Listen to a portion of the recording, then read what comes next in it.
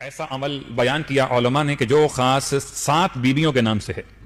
7 بیویاں کون سی ہیں؟ جن میں پہلی بیوی جناب خدیجہ طاہرہ سلام اللہ علیہا، دوسری بیوی جناب فاطمہ بنت اسد سلام اللہ علیہا، دوسری بیوی جناب فاطمہ بنت اسد، اور تیسری بیوی جناب سیدہ فاطمہ الزہرا سلام اللہ علیہا، چوتھی بیوی جناب فاطمہ ام البنین سلام اللہ علیہا، ٹھیک، پانچویں بیوی جناب زینب کبریٰ سلام اللہ علیہا، اور چھٹی بیوی معصوم قم جناب فاطمہ بنت امام موسی کاظم علیہ الصلوۃ والسلام، اور آخر میں 7ویں بیوی جناب نرجس خاتون سلام اللہ علیہا۔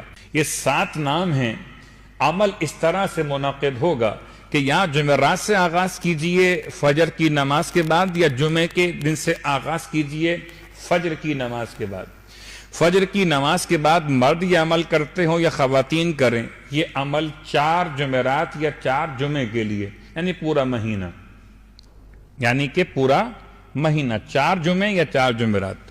اگر جمعرات کر رہے ہیں تو 4 جمعرات، اور اگر جمعہ منتخب کیا تو پھر 4 جمعے۔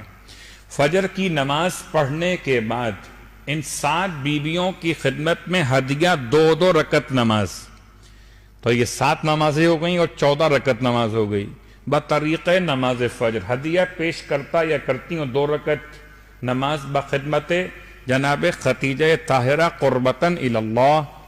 اسی انداز سے ہر نماز کی نیت اس بی بی کے نام سے ہوگی ہدیہ پیش کرتے ہوئے۔ جب یہ 7 نمازیں 14 رکعت مکمل کر لیجئے، 2 رکعت کر کے نماز مکمل کیجئے، اس کے بعد پھر ایک تسبیح درود کی، اور اس کے بعد سورہ مبارکہ یاسین کی تلاوت۔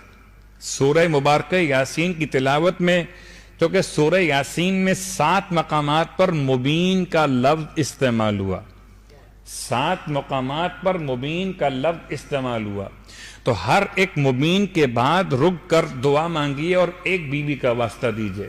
پہلا مبین جناب خدیجہ طاہرہ کا واسطہ، پروردگار آپ کے بیٹے کے لیے اور آپ کی بیٹی اس کے لیے دعا کر رہے ہو، بیٹے کا رشتہ مسئلہ ہے یا بیٹی کا رشتہ مسئلہ ہے، اس کے حق میں دعا مانگیے۔